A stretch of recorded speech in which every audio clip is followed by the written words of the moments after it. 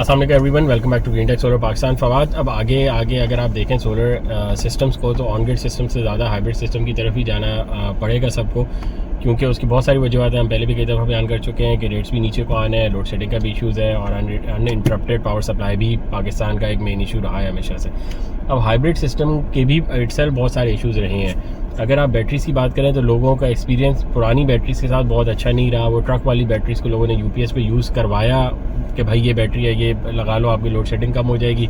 वो बैटरी 6-8 महीने साल मैक्सिमम चलती थी और फिर ख़राब हो जाती थी। तो वो एक्सपीरियंस अभी भी लोगों को हॉन्ट करता है। दूसरा, बहुत सारे सिस्टम जो है उनमें जब on grid system versus hybrid system की इंस्टॉलेशन की बात आती है तो क्या डिफरेंसेस होते हैं कि जिसको माइंड में रखें और लगवाने से पहले क्या ये उतना ही आसान है जितना आसान ऑन ग्रिड था, और तभी इंस्टॉलर सारे ऑन ग्रिड की तरफ रिकमेंड भी करते थे और जाके 1 से 2 दिन में इंस्टॉल करके आ जाते थे। तो क्या ये वही प्रोसेस है? देखें, ऑन ग्रिड सिस्टम की तो आपने वीडियोस उस दिन भी शेयर करी थी मेरे साथ, और उसमें एक बंदा बता रहा था कि ये वाला ऑन ग्रिड इन्वर्टर है और इसमें बिल्ट इन एसपीडी है, बिल्ट इन एसी ब्रेकर है, बिल्ट इन डीसी ब्रेकर है, बिल्ट इन डीसी फ्यूज़ है, built in DC disconnect switch है।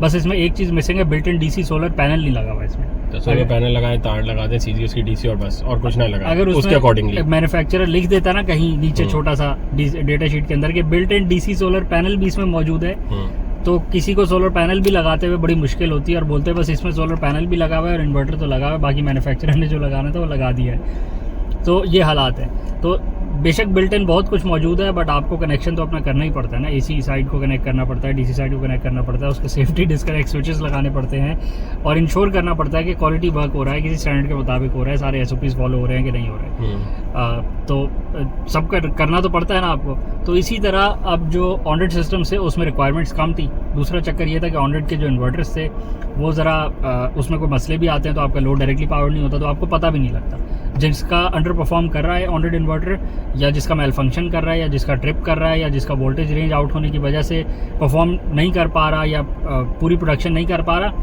आपके घर को पता भी नहीं लगता। घर के लोड, अच्छा ठीक है, घर का लोड बंद नहीं होता, घर का लोड बंद नहीं होता क्योंकि वो मर्जिंग स्टेटस पे लगा हुआ होता है, वो शेयरिंग कर रहा होता है। जो भी घर का लोड होता है वो पहले पावर ले रहा होता है सोलर से, और एक्स्ट्रा जो भी डेफिशिएंसी उसकी होती है वो पूरी कर लेता है के इलेक्ट्रिक से / वापडा से।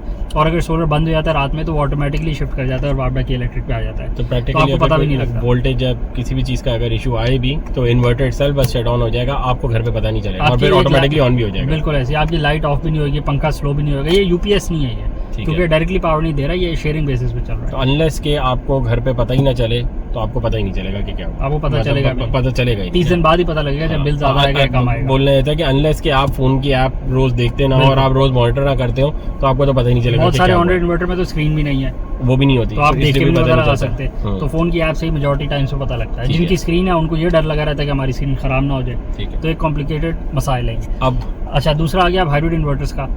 ऑन ग्रिड इन्वर्टर ज़्यादा लगे हैं पिछले 8 सालों में पाकिस्तान में। वजह वही है, कॉस्ट कम है और लगाना आसान है। कस्टमर को भी अट्रैक्टिव लगता है कि यार जो चीज़ 10 लाख में लग रही है मैं 15 लाख 18 लाख में क्यों हाइब्रिड लगवाऊँ। तीसरा सबसे बड़ी मज़े की बात ये लगती है, बिजली बेचेंगे सारे मिलकर के, इलेक्ट्रिक को बेचेंगे, वापडा को बेचेंगे, बेच के बिल ज़ीरो करेंगे, माइनस में ले जाएंगे, क्रेडिट में ले जाएंगे।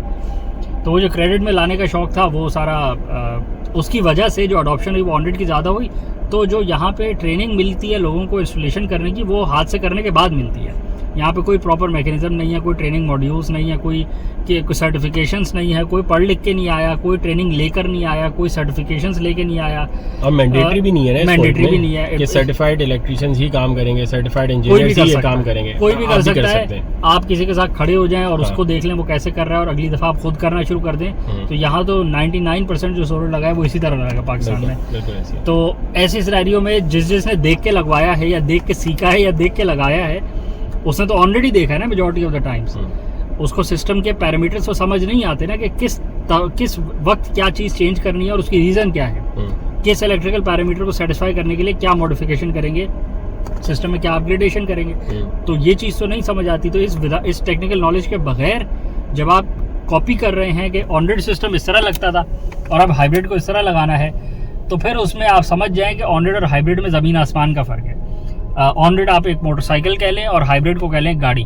तो मोटरसाइकिल चलाना इज़ ए सेपरेट टास्क और गाड़ी चलाना is a separate task. Even though दोनों मोबिलिटी व्हीकल्स हैं, दोनों पे आप मूव भी करते हैं, चीज़ भी लेके चले जाते हैं, खुद भी पहुंच जाते हैं, बट ज़मीन आसमान का फ़र्क है और दोनों के लाइसेंस में भी फ़र्क है। ऑन ग्रिड मोटरसाइकिल चलाने का लाइसेंस अलग होता है और गाड़ी चलाने का लाइसेंस अलग होता है। पाकिस्तान में तो किसी भी चीज़ के लिए लाइसेंस ही चाहिए, बट नॉनदलेस चलाने के लिए तो आपको आनी चाहिए ना, तो वो नहीं आती। जो इसके रिपरकशन क्या आ रहे हैं? अब इसके रिपरकशन ये है कि पहली बात तो सिस्टम इंस्टॉल ही गलत होता है, जिसका मतलब है कि उसमें जो कंपोनेंट्स लगते हैं वो सूटेबल ही नहीं होते, वो बर्दाश्त ही नहीं कर सकते हाइब्रिड सिस्टम की जो कंस्ट्रेंट्स है, जो उसकी परफॉर्मेंस के पैरामीटर्स हैं, वो उसको नहीं सस्टेन कर सकते। दूसरा इशू ये आता है कि फ़र्ज़ करें लग गया, ऑन भी हो गया, 6 महीने बाद 3 महीने बाद उसमें मसले आना शुरू हो गए। मसले रेक्टिफाई हो ही नहीं रहे क्योंकि टेक्निकल नॉलेज नहीं है कि मसला आ क्यों रहा है। जब मसले का आप डायग्नोज ही नहीं कर सकते तो फिर आप उल्टी सीधी चीज़ों पे पिन पॉइंट करते हैं। सोलर पैनल का मसला है, अर्थिंग का मसला है, ब्रेकर का मसला है, कि इलेक्ट्रिक का मसला है, फेज़ का मसला है, एक फेज़ नहीं आ रहा मेरा, मतलब आप गलत तरफ आइडेंटिफाई करके बैठ जाते हैं कि ये वजह है जिसकी वजह से मसला आ रहा है, क्योंकि आप बस तुक्का ही मार रहे हैं ना कि हो सकता है ये मसला, हो सकता है ये मसला, हो सकता है ये मसला, और फिर आप खुद भी परेशान हो रहे हैं और जिसने इंस्टॉलेशन करी है या जिसने एग्जीक्यूशन करी है उसके पास तो नॉलेज नहीं थी ना, तो उसने तो बस देखा देखी इंस्टॉल कर दिया आपका। तो सलूट तो आपको कि आपने भी करवा लिया काम। तो खैर कॉस्ट इफेक्टिव मार्केट है पाकिस्तान में, हम लोग कॉस्ट को सबसे ज़्यादा कैटर करते हैं। अब कॉस्ट तो कम, हाइब्रिड में अगर आप कॉस्ट कम करना चाहें तो वो आपके लिए काफ़ी ज़्यादा नुकसानदेह हो सकता है। ऑन ग्रिड में अगर आप कॉस्ट कटिंग कर भी लें तो मेरा ख्याल है कि इतना नुकसान नहीं होगा जितना कि हाइब्रिड में आपको हो जाएगा। और हाइब्रिड ही इन्वर्टर्स अगर आप देखें तो सबसे ज़्यादा जो आग लगी है, सबसे ज़्यादा जो घरों में आग लगी है वो हाइब्रिड इन्वर्टर्स में ही लगी है, जो छोटे स्केल पे लगे 6 किलोवाट 3 किलोवाट के जो लगे। उसकी वजह यही है कि ऑन ग्रिड इन्वर्टर तो पावर शेयरिंग की बेसिस पे चल रहा है ना, तो ज़्यादा ज़्यादा फॉल्ट आते तो बंद हो जाता है। हाइब्रिड इन्वर्टर में लोड डायरेक्टली आपके थ्रू पावर्ड होता है, पहली बात। दूसरा उसमें लोड ओवरसाइज होने का भी एक इशू है। बिल्कुल, अगर ओवरलोड हो जाएगा, ऑन ग्रिड इन्वर्टर ओवरलोड नहीं होता। ओवरलोड क्या होना है, उसने जो प्रोड्यूस करना है डायरेक्ट एसी में कन्वर्ट कर देना है, that's it, end of story. Hybrid inverter में तो पीवी कैपेसिटी एक अलग चीज़ है और उसका डीसी टू एसी कन्वर्जन एक अलग चीज़ है, और आपका लोड आप कितना उस पर डालते हैं। 5 किलोवाट का इन्वर्टर है, आपने 7 किलोवाट का लोड डाल दिया, क्या होएगा? अगर अंडर साइज़ की वायरिंग होगी वो जल सकती है, ब्रेकर्स में फॉल्ट होगा या अंडर साइज़ के ब्रेकर्स होंगे वो जल सकते हैं, फेक या गलत ब्रेकर्स होंगे कि जो उस एप्लीकेशन में यूज़ ही नहीं हो सकते वो भी जल सकते हैं, और उसके बाद इन्वर्टर भी ओवरहीट करके जल जाता है बहुत सी दफ़ा। और उसमें 3 कंपोनेंट्स आ गए, एक पीवी आ गई, दूसरा ये आपका लोड साइजिंग का इशू आ गया, तीसरा उसमें बैटरीज का कंपोनेंट भी आ गया। वहाँ भी कहीं फॉल्ट आएगा तो बैटरीज वैसे ही हाई करंट पे चलती हैं और उसमें एनर्जी बहुत ज़्यादा स्टोर होती है, फट भी सकती हैं, शॉर्ट भी हो सकती हैं, अर्थ लीकेज भी उसमें हो सकती है, कोई भी मेल फंक्शन की वजह से एक एक्स्ट्रा कंपोनेंट तो मौजूद है ना। अगर उसमें कोई भी इंस्टॉलेशन में कोई मेल प्रैक्टिस हुई है तो उसमें इश्यूज आ सकते हैं। तो chances in a hybrid system के वो फॉल्टी हो जाए ज़्यादा है, क्योंकि उसके ऑपरेशनल कैपेसिटी भी ज़्यादा है, उसमें फ्रीडम भी ज़्यादा है आपके पास, क्योंकि वो ज़्यादा चीज़ें आपको करके दे रहा है, डीसी टू एसी कन्वर्जन भी करके दे रहा है, ड्यूरिंग लोड शेडिंग भी पावर दे के दे रहा है, नाइट टाइम में भी अगर आप चाहें तो आप सोलर पर डायरेक्टली चला सकते हैं, वापडा को कट कर सकते हैं, ऑफ ग्रिड कैपेसिटी में भी उसको चला सकते हैं। तो क्योंकि उसमें कैपेसिटी फंक्शनैलिटी ज़्यादा है तो फंक्शनैलिटी के साथ साथ उसमें इश्यूज़ भी ज़्यादा आ सकते हैं। तो कहीं भी आप उसकी मिस इंस्टॉलेशन करेंगे या चीज़ों को सही से साइज़ अप नहीं करेंगे, अंडर गेजिंग करेंगे या रॉन्ग कंपोनेंट्स का इस्तेमाल करेंगे या फिर ऐसी डिज़ाइनिंग करेंगे कि जो आपको तो समझ नहीं आई थी, आपने देखा देखी कर दी थी कि वहाँ भी वो यहाँ भी कर देते हैं, तो उसके फिर रेपरकशन जो है वो यही है। इलेक्ट्रिकल सिस्टम में वर्स्ट कम वर्स्ट यही होता है कि आग लग जाती है, और वर्स्ट कम वर्स्ट उससे ये होता है क्योंकि उसको आग लगी होती है तो घर को भी आग लग जाती है, उसका वर्स्ट केस